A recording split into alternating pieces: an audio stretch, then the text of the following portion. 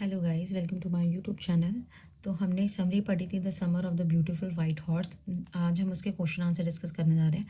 और देखो, आप कितनी भी समरी पढ़ लो या कितना भी समरी समझ लो, you have to learn English by by word to word, because if you want to write good answer with the good grammar, so you have to learn it. Because I'm not talking about the private school student, but जो government school के हैं उनका English में हाथ थोड़ा तंग होता है, उनको पता नहीं होता हेल्पिंग वर्ब कहाँ यूज़ करना होता है। तो तुम एक ही चीज़ करो, तुम इसको एज इट इज़ याद करो। समरी सुनो, summary for the understanding and learn by word to get a good marks in your exam. Okay, let's start. You will probably agree that this story does not have breathless adventure and exciting action.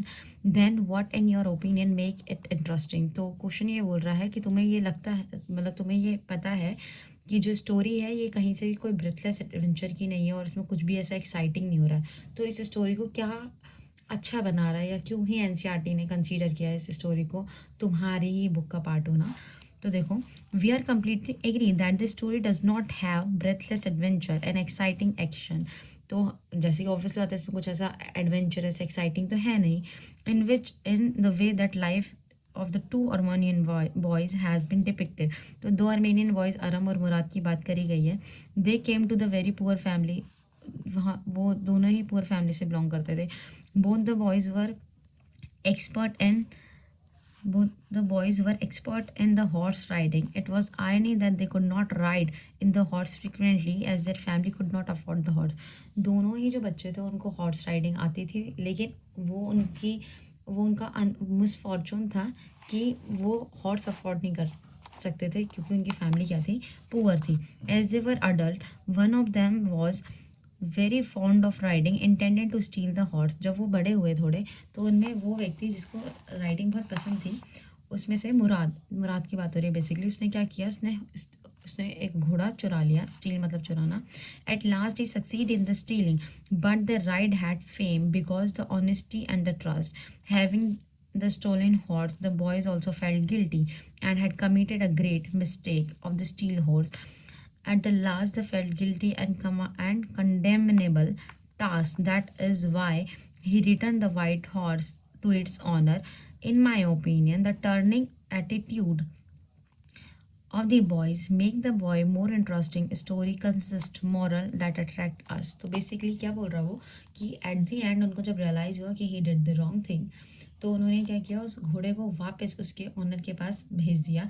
और यही है जो story को moral, जो story का जो moral है, इसी की वजह से ये हमें स्टोरी इंटरेस्टिंग लगी, और इसी की वजह से यही रीज़न है कि एनसीईआरटी ने कंसीडर किया है इस स्टोरी को तुम लोगों को पढ़ाने और देने के लिए, so that you can build a good moral character.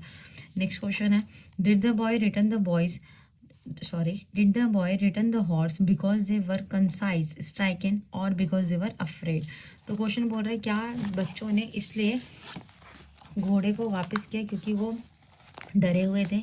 Answer है, the boys return the horse because they were conscience stricken. Being adult, both of them could not understand the trick of picking someone's horse without inquiring the owner about the theft. तो basically जब उन्होंने घोड़ा लिया, तो basically मुराद ने इस intention से लिया था कि मैं इसको घुमाऊंगा या मैं इसके ऊपर राइड करूंगा। वो इस कॉन्सेप्ट को इतना उस वक्त नहीं फील करवा रहे थे कि आप किसी चीज़ को ले रहे हैं without the owner consent, even though your intention is good. तुम्हारा इंटेंशन कितना भी गुड हो, लेकिन क्या है, ऑनर की कंसेंट नहीं है, तो वो क्या कहलाएगा, चोरी ही कहलाएगा। They wanted to take joy of riding. वो क्या करना चाहते थे, वो सिर्फ राइडिंग का जो जॉय होता है, जो हॉर्स राइडिंग में जो एक मज़ा आता है, एक्साइटमेंट होती है, वो उसका मज़ा लेना चाहते थे। दे स्टॉल द वाइट हॉर्स। वो कोई बेचने के इंटेंशन से नहीं चोरी कर रहे थे, वो सिर्फ घूमने के इंटेंशन से चोरी की थी। In the end of the story, when they realise the stealing horse was unfair task, they felt guilt. Their inner conscience decided to return the horse its owner. They even heard the barrow was continue to search the horse. और उनको फिर जब ये realise होता है कि उन्होंने गलत किया है चोरी करके, तो वो उस हॉर्स को रिटर्न करते हैं। उनको ये भी सुनने में आता है कि जो जॉन बैरो हैं, वो कंसिस्टेंटली अपना घोड़ा ढूंढने की कोशिश कर रहे हैं, और उनको बहुत लगाव था, तो they felt very very bad That's why they written the horse. So basically this story is based on the honesty and the understanding. If you did the wrong thing तो उसको undo करने के लिए जो भी उनसे हुआ वो उन्होंने किया. This is the moral of the story. This two question is important, and if you did, like if you do your summary part as well as this question from this chapter, is this is sufficient for your exam.